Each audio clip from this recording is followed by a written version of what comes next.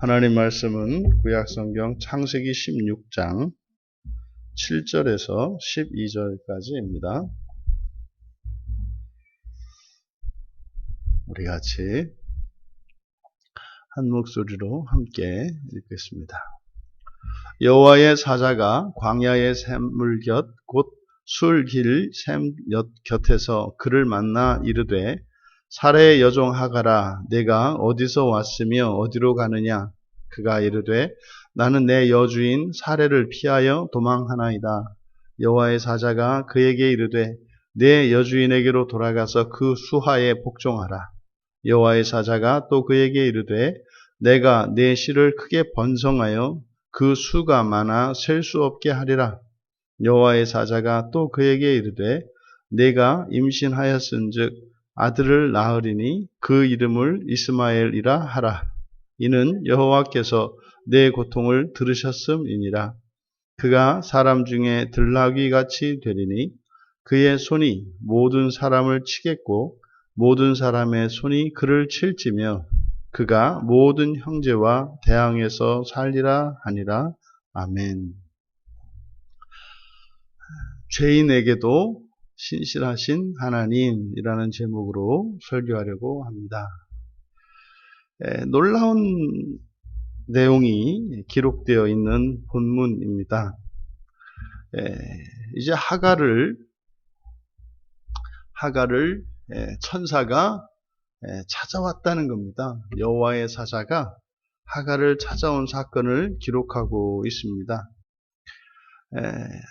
하갈이 바로 앞에 6절에서 이제 여주인인 사레에게서 이제 도망하였습니다. 이제 사레가 학대하였으므로 이제 하갈이 그것을 견딜 수가 없어서 도망했다라고 6절에 밝히고 있습니다. 그리고 이제 7절에서 그리고 여호와의 사자가 이렇게 됩니다. 그러니까 하갈이 사레에게서 도망한 것과 여호와의 사자가 하갈을 방문한 것을 연속적인 사건으로 진술하고 있습니다. 그러니까 이것은 두 사건이 연장선상에 있는 겁니다. 그때 이제 여호와의 사자가 광야의 샘물 곧 술길 옆 곁에서 하갈을 만났다. 그러니까요. 이 내용을 보면 이제 여호와의 사자가 급하게 와서 이제 하갈을 뒤쫓아온 그 모양입니다.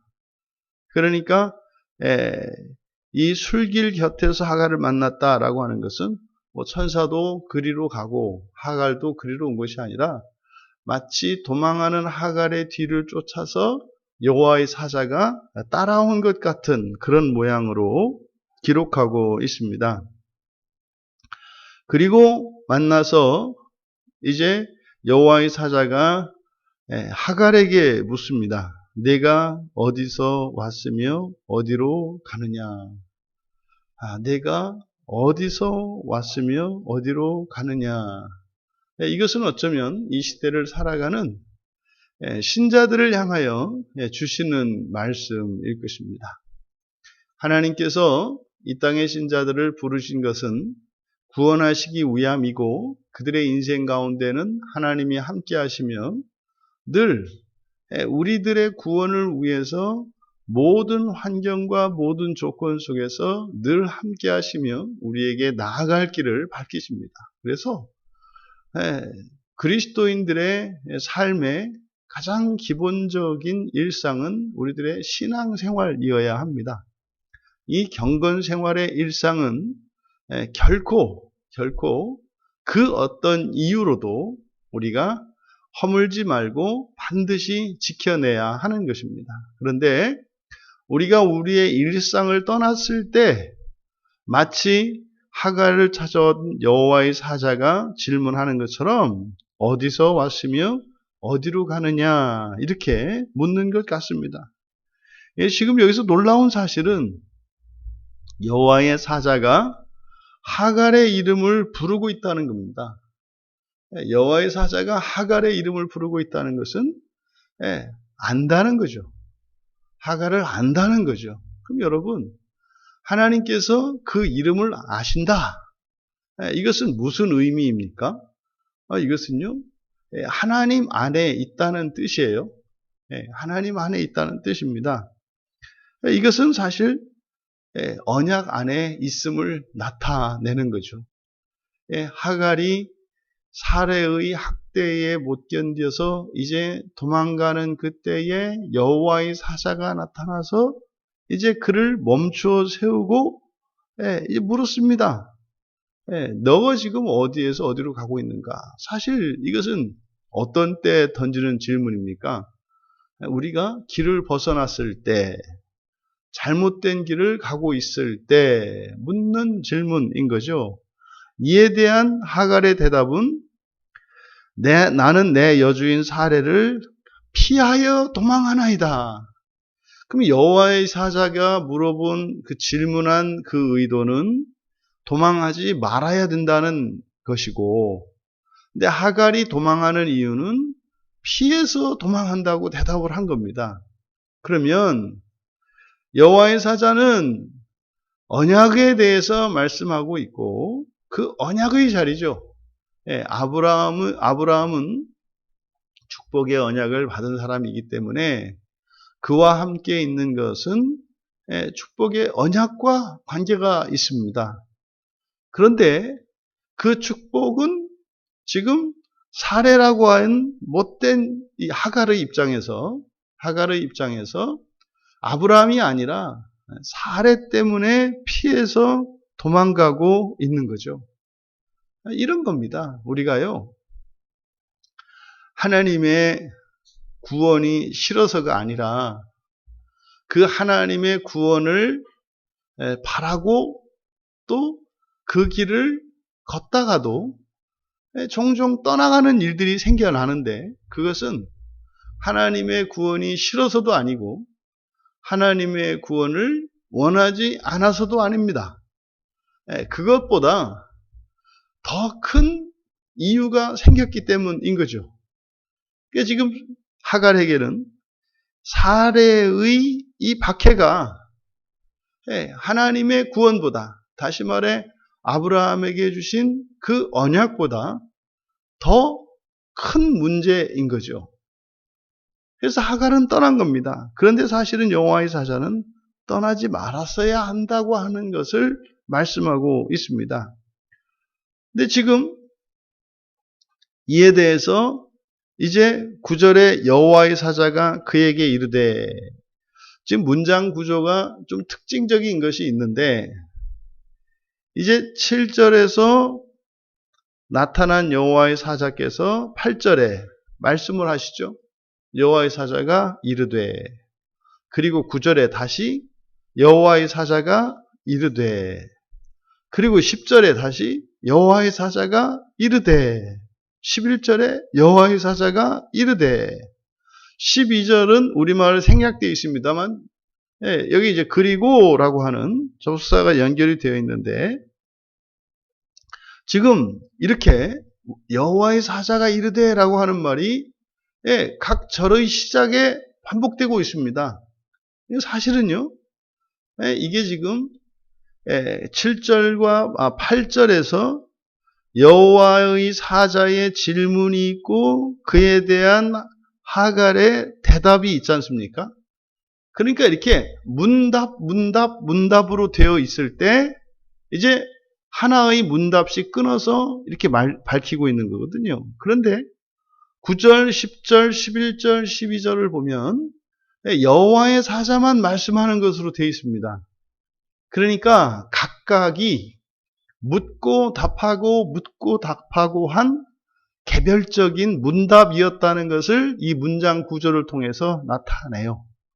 그러니까 여호와의 사자가 말씀했을 때 그에 대해서 하갈이 뭐라고 대답을 했고, 그에 대해서 여호와의 사자가 또 말씀했을 때 하갈이 대답했고, 이런 문답식으로 진술이 되어 있는데 여기에는 하갈의 말이 생략되어 있다는 것을 나타내요.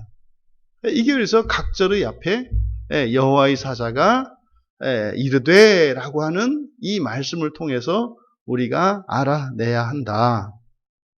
그것은 무엇이라고요? 이렇게 생략하는 이유는 하갈의 대답이 그다지 중요한 내용이, 다시 말해 생략해도 상관이 없는 경우이거나, 또 하나는 독자로 하여금 그 대답을 하도록 그 공백으로 남겨두는 것입니다. 그러면 이제 9절에서 여호와의 사자가 그에게 이르되 내 주인에게로 돌아가서 그 수하에 복종하라. 여러분 같으면, 여러분이 하갈이라면 뭐라고 말씀하겠어요? 아니 지금 그게 싫어서 지금 방금 도망가고 있는데 그리로 돌아가서 복종하라니 이게 무슨 말입니까? 이건 충분히 예상되는 대답 아니겠어요? 여기에 대해서는 여러분들이 대답을 할 수 있는 거죠. 그러면 여기서 여주인에게로 돌아가서 수하에 복종하라. 그럼 이제 우리는 하갈의 예상되는 대답을 생각해 보고, 또 우리는 다시 또 여호와의 사자가 되어서 하갈이 그렇게 대답을 했을 때 그에 대한 답을 또한 줄 수 있어야 합니다. 그러니까 하갈이 아니 지금 내가 그 사례가 무서워서 더럽고 치사해서 정말 내가 지금 이제는 피해서 도망가고 있는데 다시 돌아가라니, 이게 천부당만부당한 말씀입니다. 더군다나 그 밑에 가서 복종을 하라니요? 도저히 견딜 수가 없어서 참다가 지금 떠나왔는데, 그러니까 더 이상 참을 수 없으니까 내가 떠나온 건데 다시 가라니 무슨 말입니까? 사실 이 하갈이 임신한 몸으로 그 안전한 그 아브라함의 집에서 떠난다고 하는 것이 얼마나 위험한 일이겠어요? 여러분들이 입장을 바꿔서 생각을 해보세요. 종종 교회 안에서 그런 일 있잖아요. 집을 떠나야 되는 일이 있다고요. 이게 그냥 즉흥적으로 못 참아서 이런 일입니까? 아니에요. 그것은 도저히 죽기 아니면 이제는 살기로 해서 살기 위해서는 어쩔 수 없는 선택이었지 않습니까? 지금 하갈의 상황이 그런 상황이에요. 더더군다나 혈혈단신으로 임신한 몸으로 집을 떠나서 어디 가서 어떻게 살겠냐고요. 그런데요, 이때 하갈의 마음 뭐겠어요?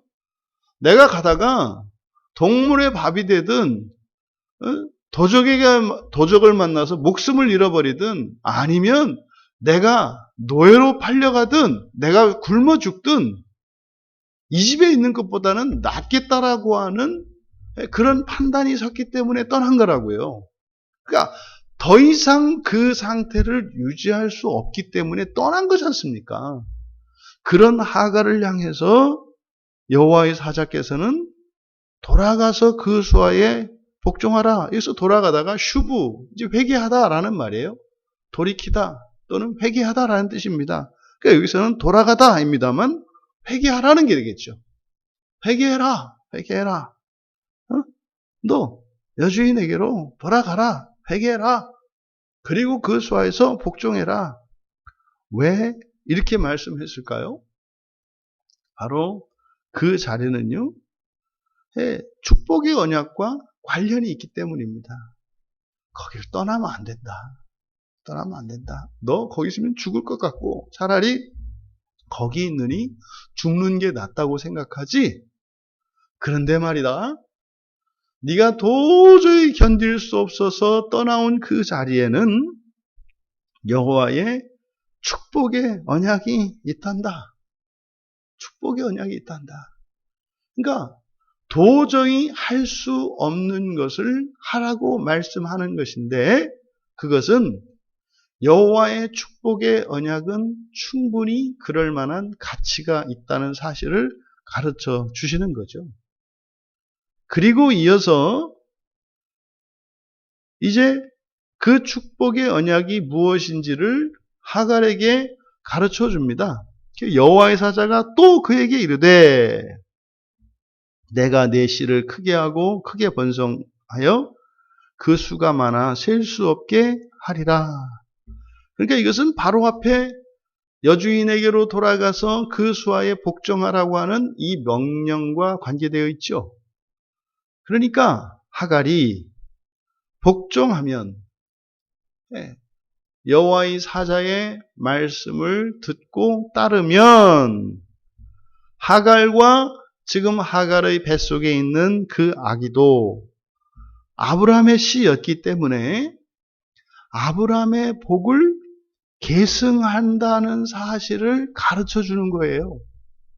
이게 놀라운 사실입니다.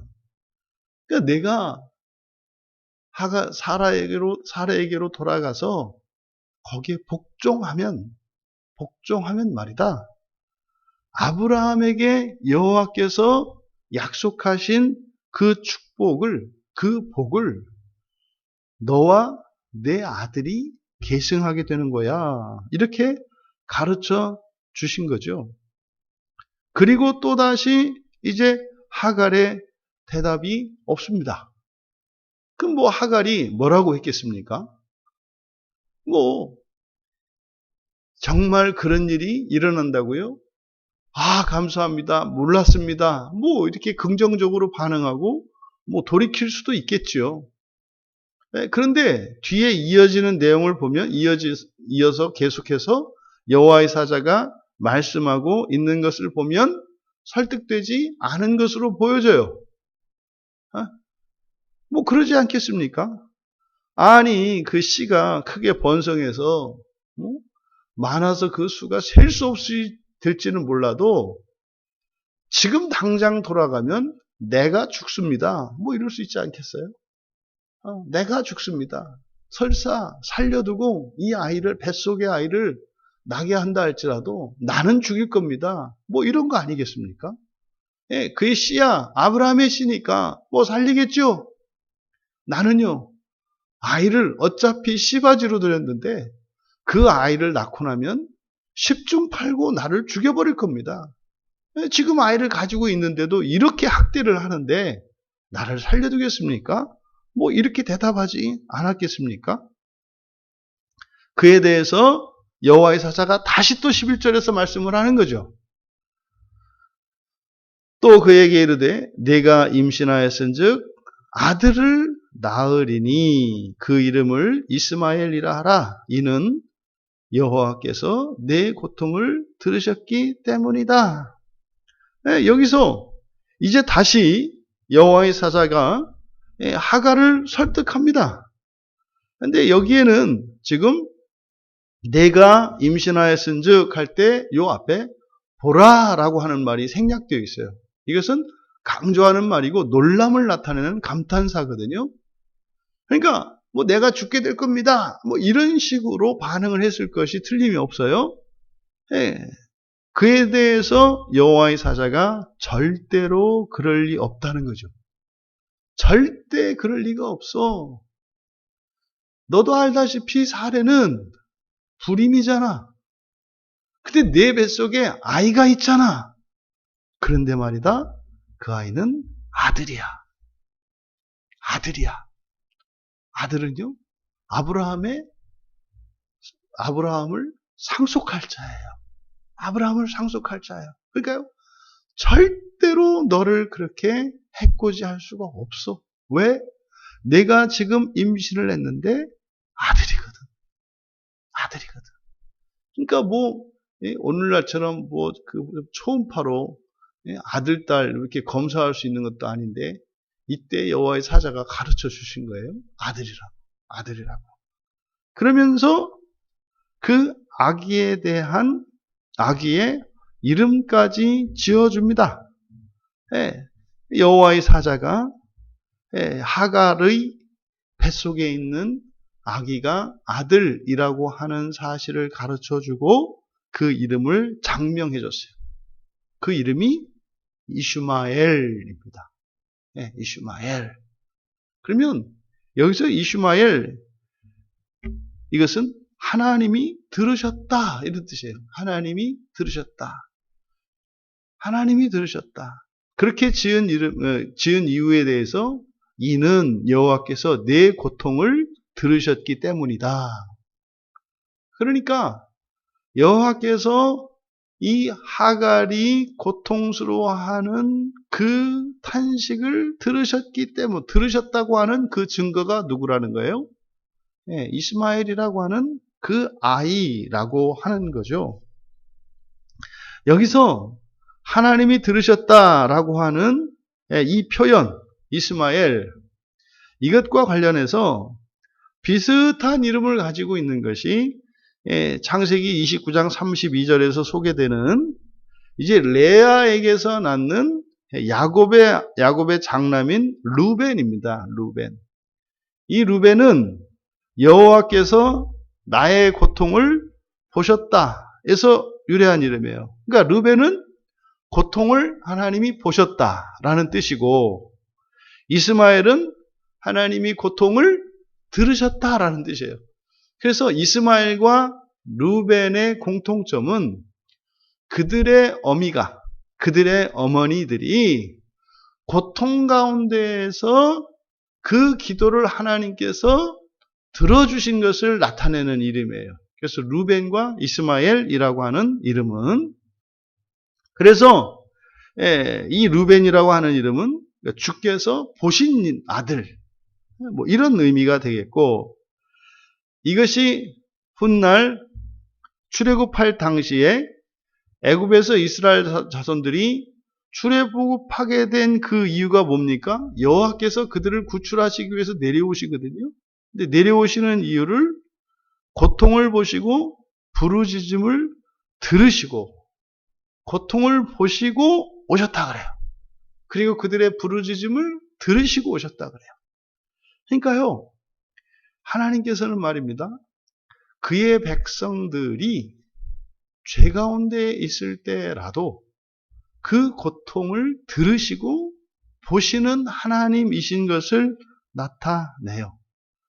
그리고 이어서 또 이렇게 또 11절에서 말씀을 하고, 이어서 12절에 그가 사람 중에 들나귀같이 될 것이다. 여기서 이제 우리말 성경은 들나귀같이라고 이렇게 직유법으로 번역했습니다만 원문은 들나귀 사람입니다. 그냥 들나귀 사람. 그가 들나귀 사람이 될 것이다. 그럼 들나귀 사람이라는 것이 무엇을 의미하겠는가? 들나귀라고 하는 것은 야생 나귀를 말하는 거거든요. 야생 나귀. 그러니까 야생 나귀 사람. 그러니까 이게 우리말로 요즘 말로 하면은 유목민이 될 것을 예언한 거예요. 유목민이 될 것을. 그래서 이스마엘은 유목민이 될 것이다. 그리고 그의 손이 모든 사람을 치겠고 모든 사람이 그를 칠지며, 여기서 치다라고 하는 말은 이제 삽입한 겁니다. 원문에서는 그의 손이 모든 사람을, 모든 사람의 손이 그를, 이렇게만 되어 있습니다. 그러니까 서로 공격하고 대항한다, 뭐 이런 의미로, 그래서 치다, 공격하다라고 하는 말을 의역을 해서 넣은 겁니다. 이것은 뭐 무리가 안 되는 해석이죠. 그러니까요, 유목민으로서, 그러니까 평화를 사랑하지 않고 또 평화를 누리지 못하고 어떨 것이다? 끊임없이 전투와 전쟁을 하게 될 것을 나타내는 겁니다. 그리고 이어서 그가 모든 형제와 대항해서 살리라. 여기서 대항하다라고 번역한 것은 매우 잘못된 번역입니다. 왜냐하면 여기서 대항하다라고 대항해서라고 번역한 이것은 판님, 그러니까 얼굴 또는 앞을 나타내는 말이에요. 앞에 또는 얼굴에, 면전에 이렇게 해석하는 얼굴이라고 하는 단어를 이렇게 번역을 한 건데, 이것은 창세기 4장 16절에서도 여호와의 앞에서 떠나다 이렇게 하거든요. 그래서 이 판님이라고 하는 것은 대항한다는 의미가 아니라 또 이렇게 표면을 나타내기도 해요. 표면. 그러니까 하나는 아니지만 이렇게 붙어 있어요. 붙어 있는 상태를 나타내는 겁니다. 그러니까 이 앞에, 그러니까 여기서는 앞에서라고 번역을 해야 맞는 거죠. 그래서 그는 그의 모든 형제들 앞에서 살 것이다. 이렇게 번역을 해야 돼요. 그러니까 대항한다는 의미가 아닙니다. 그래서 앞에서 살 것이다. 그럼 여기서 형제들 앞에 산다라고 하는 것은 무슨 의미겠는가? 연합은 아니지만 함께 산다는 의미예요. 연합은 아니지만 함께 산다는 의미예요. 그리고 여기서 모든 형제와 모든 사람을 나누고 있지 않습니까? 그러니까 형제와 대항하는 것이 아니라 형제와는 함께 사는데 완전히 연합하지는 않는. 그러니까 뭐 따로 또 같이 뭐 이런 거죠. 같이 있지만 아주 섞이지는 않는. 또 섞이지는 않지만 또 떨어져 있지도 않은. 이게 사실은 교회 안에서 주변부에서 뱅뱅 도는 사람들이죠. 예, 이스마엘과 같은 사람들이 있어요. 교회 안에. 오랫동안 교회에 있습니다만은 공동체 안에 들어오지 못하고, 예, 그저 개인적으로 교회 안에 머물면서 뭐 예배도 참석하고 뭐 이렇게 이제 합니다만, 뭐 교회 안에 교인들과의 아무런 교제도 없이 그냥 개인의 종교 생활 정도로 지내는 사람들이 있죠. 그러니까 이런 사람들을 이스마엘이라고 할 수 있습니다. 그러면 이스마엘이 교인입니까? 아닙니까? 교인이죠. 교인이죠. 이것은 지금 다분히 이 판님을 대항해서라고 번역한 것은 이게 이제 오늘날 무슬림들을 염두에 두고, 무슬림을 염두에 두고 이제 현재적으로 과거를 해석하는 거죠. 그래서 이 이슬람들은 기독교와 대응하는 그 마지막에 적그리스도의 유력한 후보다, 뭐 이렇게 해석을 하는 거죠. 근데 실제로 이 이스마엘의 후손과 오늘날 무슬림들이 일치하는가에 대해서는 회의적입니다. 오늘날 무슬림들이 이슬람교도들이 자칭 그들이 이스마엘의 후예다라고 얘기하지만 실제적으로 이슬람의 창시자인 무하마드가 이스마엘의 후손이라고 하는 증거는 굉장히 약합니다. 그래서 이스마엘의 후손과 오늘날 이 무슬림을 동일시하는 것은 좀 조심스러운 부분이 없지 않아 있다. 이것은 그들의 주장이죠. 그들의 주장입니다. 그래서 여기서 지금 그래서 이스마엘과 이제 장차 이어질 아브라함의 후손으로 이삭으로 이어지는 이 계보와 이스마엘의 후손 사이에는 적대적인 관계는 아니에요. 따로 또 가치의 관계다. 완전히 연합하지는 않지만 같이 있는 상태. 우리가 지금 하갈에게 여호와의 사자가 뒤쫓아와서 주신 계시와 그에 대한 하갈과 여호와 사자에 있었던 대화를 살펴봤습니다. 지금 여기서 하갈과 이스마엘은 사실상 죄의 열매로 볼 수 있죠. 사레의 몸종이었던 하갈을 인간적인 꾀로 인간적인 방법으로 자신의 원하는 것을 얻고자 했던 사레의 죄로, 또 게다가 아브라함이 방관함으로써 사실은 또다시 죄가 커지는, 그래서 이것은 죄의 결과입니다. 그런데 죄로 시작되었고 죄의 결과였을지라도 여호와 하나님께서는 그를 어떻게 보세요? 아브라함의 아내요, 아브라함의 씨로 본다는 사실입니다. 그래서 이들에게도 아브라함의 축복이, 이 축복의 언약이 계승된다는 사실을 알 수가 있어요.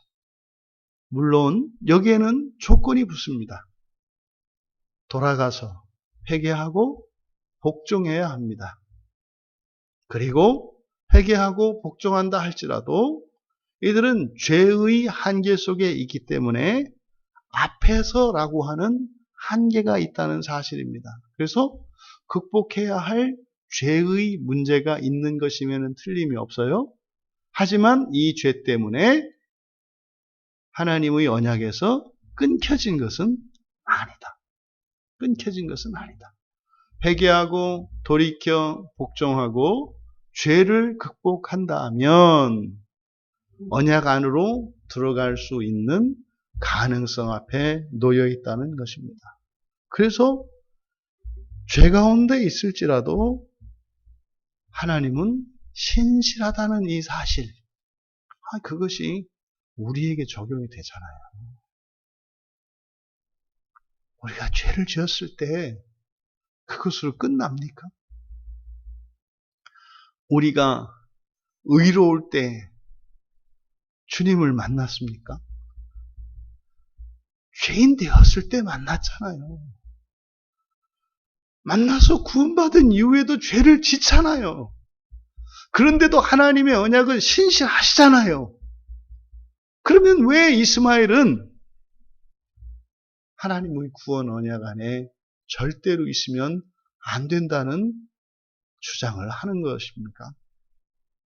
이것은 우리 하나님을 오해하는 거죠. 하나님의 이름을 더럽혀서는 안 됩니다. 하나님의 사랑을 인간적인 기준으로 그것을 방해하거나 가로막을 수는 없는 것입니다. 죄인에게도 죄 가운데에서도 신실하신 하나님, 그 하나님이 우리의 하나님이시라면 여전히 이 세상의 죄인들에게도 신실하신 하나님이시고 또 죄 가운데 있는 이들도 포기하지 않으시고 구원하시는 하나님이심을 기억하며 여호와의 사자가 하갈에게 말하였던 것처럼 돌이켜 복종함으로 언약 안으로 회복해야 할 것입니다. 우리들은 물론이요, 이 세상의 그 어떤 사람도 그리스도 예수께로 돌이키고 그 말씀에 복종한다면 하나님은 당장 그를 구원하시겠다고 말씀하고 있습니다. 하나님의 신실하심을 의뢰하며 우리가 때로는 실족하고 죄 가운데 있을지라도 하나님의 자비하심을 의지하여 구원을 구하며 믿음으로 승리하시는 우리 모두 되시기를 주님의 이름으로 축원합니다. 존귀하신 하나님, 하나님께서는 죄인에게조차, 죄 가운데 있는 이들에게도 조차 언제나 신실하신 하나님이신 것을 오늘 말씀을 통하여 다시 한번 깨닫게 됩니다. 하물며 저희들이 하나님의 구원의 은혜를 감사하며 하나님께 복종하며 살아갈 때에 하나님의 신실하심의 영광이 어떠하겠습니까? 저희들이 믿음 안에서 하나님 말씀을 따라 분투하며 살아갈 때에 저희들을 기뻐하시고 감격해 하시는 그 하나님을 경험할 수 있도록 도와주셔서 거룩하고 경건한 구원의 길을 따라 살아가는 그 영광의 그 기쁨을 누리며 더욱 살아갈 수 있도록 은혜를 내려 주시옵소서. 감사하며 예수님의 이름으로 기도하옵나이다.